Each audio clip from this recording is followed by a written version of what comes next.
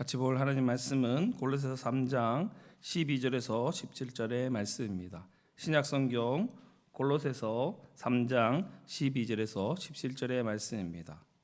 제가 가진 성경 신약 성경 327면에 있습니다.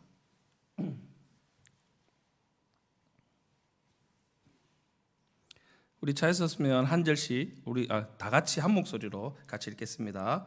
그러므로 너희는 하나님이 택하사 거룩하고 사랑받는 자처럼 긍휼과 자비와 겸손과 온유와 오래 참음을 옷 입고 누가 누구에게 불만이 있거든 서로 용납하여 피차 용서하되 주께서 너희를 용서함 같이 너희도 그리하고 이 모든 것 위에 사랑을 더하라. 이는 온전하게 매는 띠니라. 그리스도의 평강이 너희 마음을 주장하게 하라. 너희는 평강을 위하여 한 몸으로 부르심을 받았나니 너희는 또한 감사하는 자가 되라. 그리스도의 말씀이 너희 속에 풍성히 가하여 모든 지혜로 피차 가르치며 권면하고 시와 찬송과 신령한 노래를 부르며 감사하는 마음으로 하나님을 찬양하고 또 무엇을 하든지 말에나 힘에나 다 주 예수의 이름으로 하고 그를 힘입어 하나님 아버지께 감사하라. 아멘. 에베소서 1장 6절에 이러한 말씀이 있습니다. 이는 그가 사랑하는 자 안에서 우리에게 거저 주시는 바 그의 은혜의 영광을 찬송하게 하려는 것이라. 아멘. 하나님 우리에게 거저 주시는 은혜에 항상 감사하며 찬송하는 성도님들이 다 되시기를 바랍니다. 다 같이 한번 우리 에베소서 1장 6절 말씀을 같이 한번 우리 암송은 안 되겠지만 같이 한번 읽어볼까요? 같이 한번 읽어보겠습니다. 이는 그가 사랑하는 자 안에서 우리에게 거저 주시는 바 그의 은혜의 영광을 찬송하게 하려는 것이라. 아멘. 우리에게 은혜를 또 사랑을 영광을 거저 주셨다라고 말씀하고 있습니다. 어떤 조건도 있는 것이 아니라 어떤 것을 보는 것도 아니라 그냥 우리에게 주신 것입니다. 그 은혜를 누리는 성도들 되기를 간절히 바랍니다. 오늘 본문의 말씀은 골로새서의 말씀입니다. 계속적으로 골로새서 말씀을 나누고 있는데 골로새의 말씀 특별히 오늘 본문은 예수 그리스도와 함께 다시 살리심을 받아 새 사람을 입은 골로새 교회 성도들에게 어떻게 하면 합당하게 새 사람으로서 구체적인 삶을 살 수 있는가에 대해서 오늘 본문은 말하고 있습니다. 오늘 크게 본문은 두 단락으로 나눌 수 있습니다. 바로 12절에서 15절의 말씀이 첫 번째 단락입니다. 이 말씀은 골로새 교회 성도들이 새 사람으로서 긍휼, 자비, 겸손, 온유, 오래 참음과 같은 덕목을 가져야 한다고 바울이 간절한 마음을 담고 기록하고 있습니다. 오늘 말씀을 첫 번째 단락을 보니까 어디 말씀과 비슷합니다. 어디 말씀과 비슷합니까? 갈라디아서에 나오는 성령의 9가지의 열매와 아주 비슷합니다. 이것이 바로 그리스도인이라면 누구든지 성령 충만하고 은혜 받은 자라면 9가지 열매를 맺어야 합니다. 성령의 9가지 열매가 무엇입니까? 사랑과 희락과 화평과 자비와 온유와 절제와 겸손이니 이는 이 같은 것을 금지할 법이 없느니라. 우리가 항상 살아가면서 열매를 맺고 살아갈 존재라는 것입니다. 우리는 열매를 맺을 수밖에 없습니다. 그런데 그 열매는 어떤 열매입니까? 좋은 열매를 맺느냐, 성령의 열매를 맺느냐, 아니면 육신의 열매를 맺느냐는 것입니다. 우리 성도님들은 다 성령의 열매를 맺고 주님 안에서 살아가기를 간절히 소망합니다. 둘째 단락은 16절에서 17절의 말씀입니다. 하나님께 예배드리는 삶의 내용을 기록하고 있습니다. 성도 여러분, 예수님을 믿는다는 것은 나 중심의 삶에서 예수 그리스도의 중심의 삶을 살아가겠다라고 고백하는 것입니다.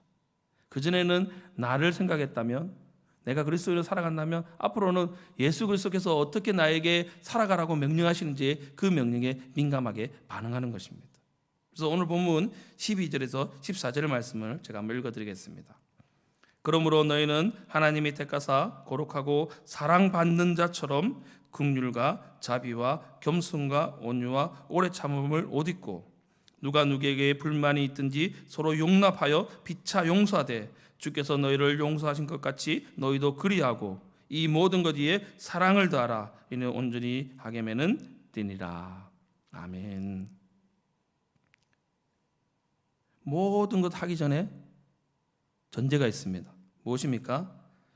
하나님이 먼저 택하시고 우리를 거룩하게 하시고 그리고 사랑받는 자처럼.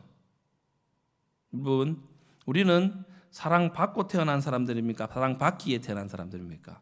찬양을 부를 때 제가 항상 이 말씀을 청년들에게 드리는데, 당신은 사랑받기에 태어난 사람들은 교회 안 다니는 사람도 잘 알고 있습니다. 그런데 이 찬양을 저도 참 좋아합니다. 그런데 신학적으로는 조금 문제가 있습니다.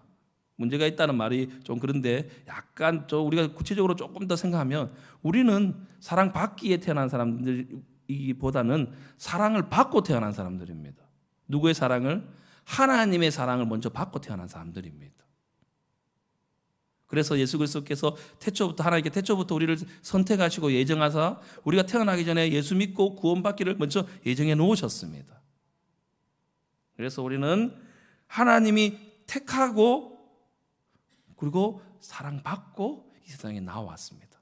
그럴 때 긍휼과 자비와 겸손과 오래 참음과 온유와 그것을 옷 입고 모든 것을 용서할 수 있는 것입니다. 그 위에 하나님의 사랑이 온전히 우리의 모든 삶을 주장하게 한다는 말씀이 12절에서 14절의 말씀입니다.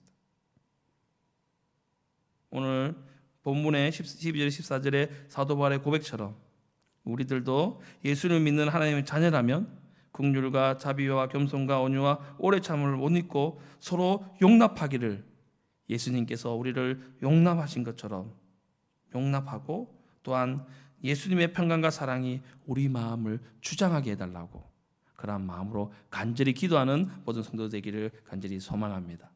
또한 더 나아가 이를 위하여 우리가 한 몸으로 부르심을 받았다는 사실을 기억하시고 무슨 일을 하든지 항상 예수님의 이름으로 힘입고하고 항상 하나님께 감사하는 성도님들이 되시기를 바랍니다.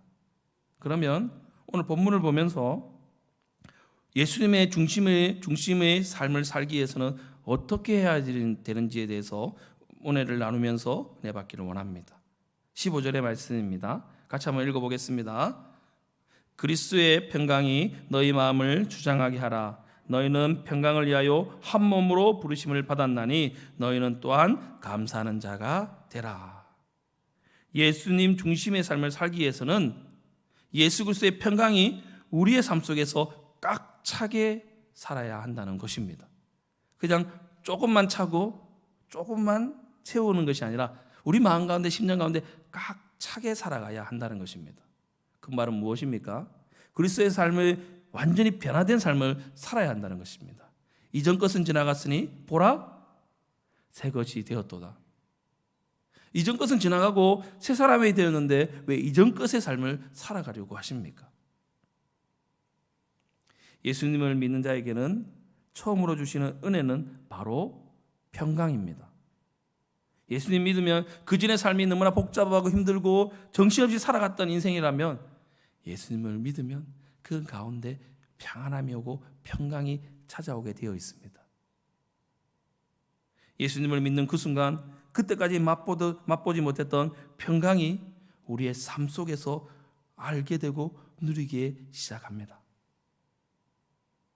그 평강은 이 세상이 주는 평강과 차원이 다른 예수 그리스도께서 주시는 평강입니다.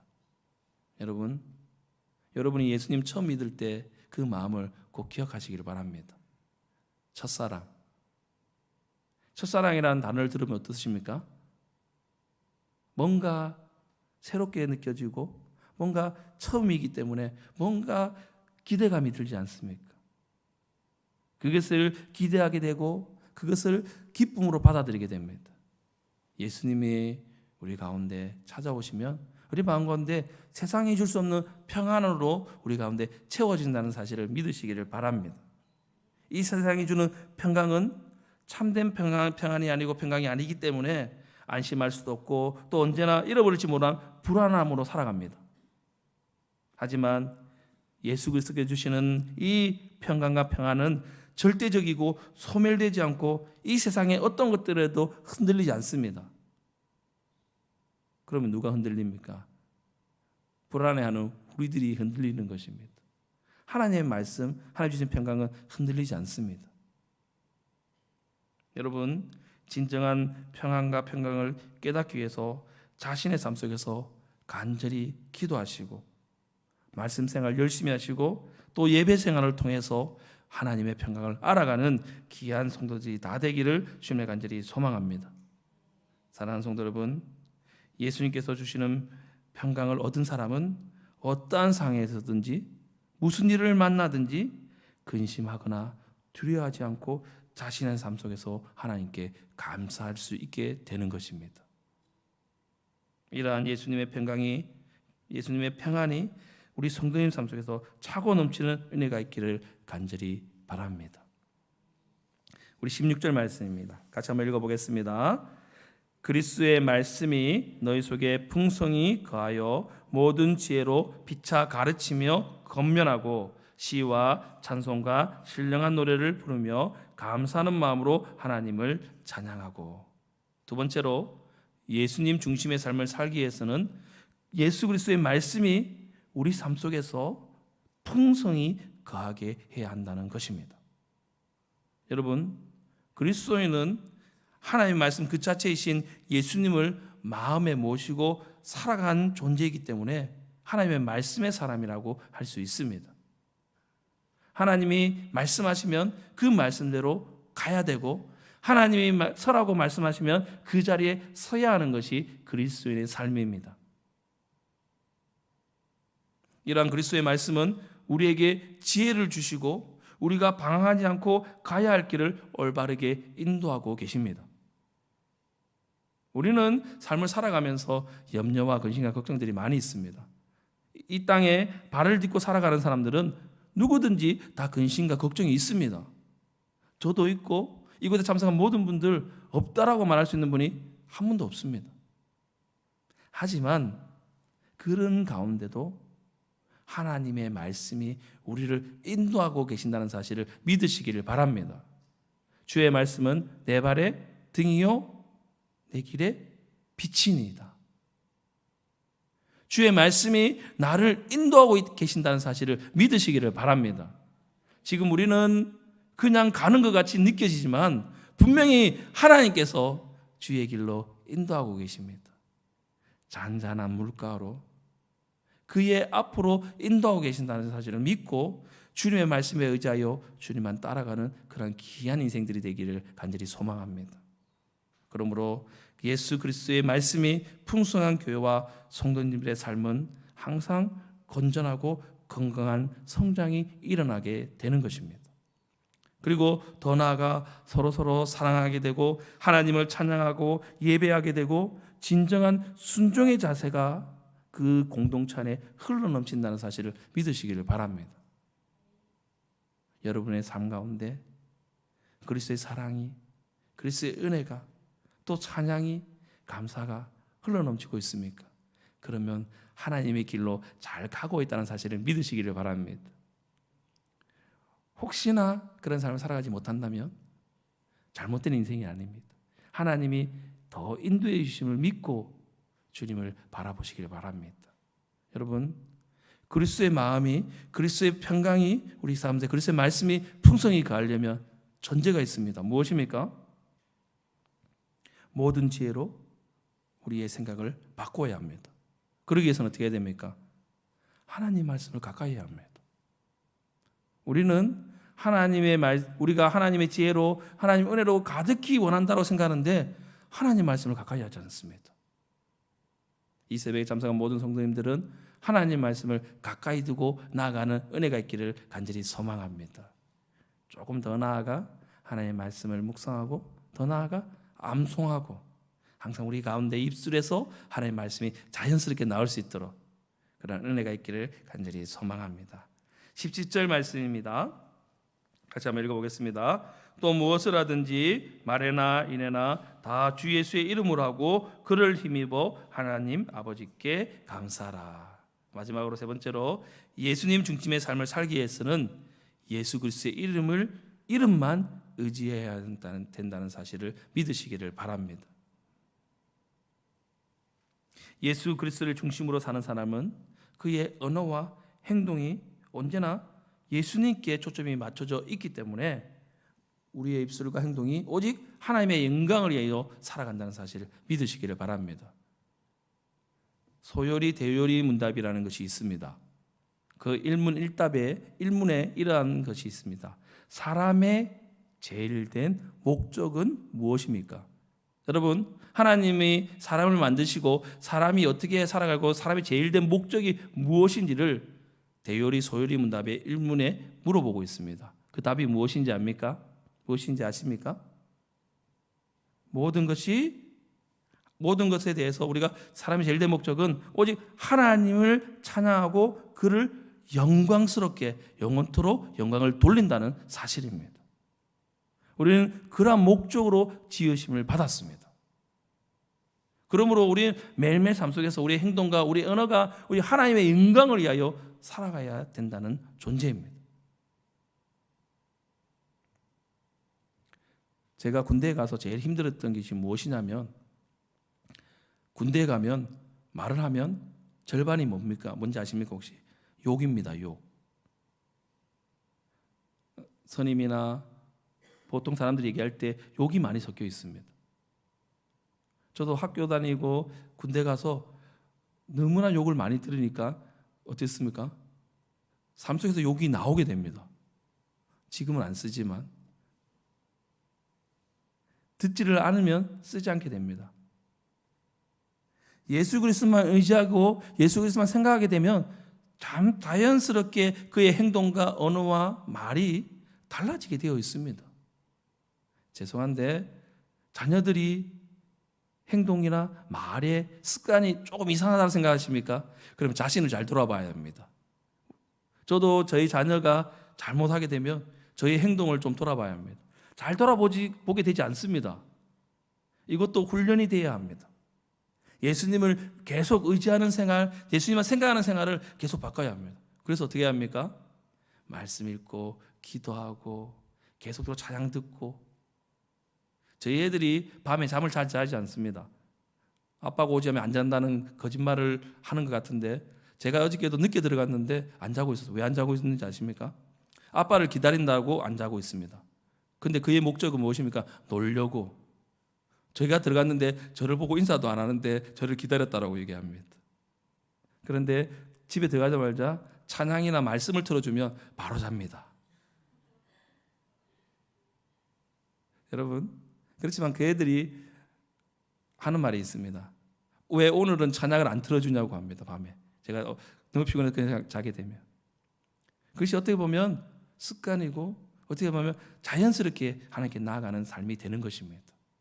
여러분 삶 속에서 하나님을 의지하는 삶이 자연스럽게 이어지기를 소망합니다. 그러기 위해서는 우리가 기도 생활, 말씀 생활, 찬양 생활을 항상 가까이 해야 합니다. 그리고 자신이 예수님을 마음에 모셨다는 생각을 꼭 가지시고 그 생각을 기쁨으로 나타내시기를 바랍니다. 그럴 때 우리의 마음과 생각을 지켜주십니다. 신앙생활을 하든 직장생활을 하든 학교생활을 하든 무슨 일을 감당하든지 우리가 하나님의 자녀이고 교회의 성도라면 우리 자신의 이름이 아니라 예수 그리스도의 이름에 힘입어서 자연스럽게 예수님 안에서 예수님 이름을 높이며 살아가는 성도님 되시기를 간절히 바랍니다. 신앙생활도 좋은 습관에서 자연스럽게 우리의 모습이 나타납니다. 사랑하는 운하교회 성도 여러분, 예수 그리스도의 중심을 살기 위해서는 그리스도의 평강이 자신의 삶 속에서 꽉 차게 해야 하고, 또한 예수님의 말씀이 자신의 삶 속에서 풍성히 거하게 해야 하며, 오직 예수 그리스도의 이름만 의지해야 한다는 사실을 꼭 기억하셔서 길이요 진리요 생명 되시는 예수님만을 자신의 삶 속에서 자랑하며 살아가는 주의 귀한 자녀들이 다 되시기를 주님의 이름으로 간절히 소망합니다. 아멘. 기도하겠습니다. 사랑하는 마신 하나님 아버지, 너무나 감사합니다.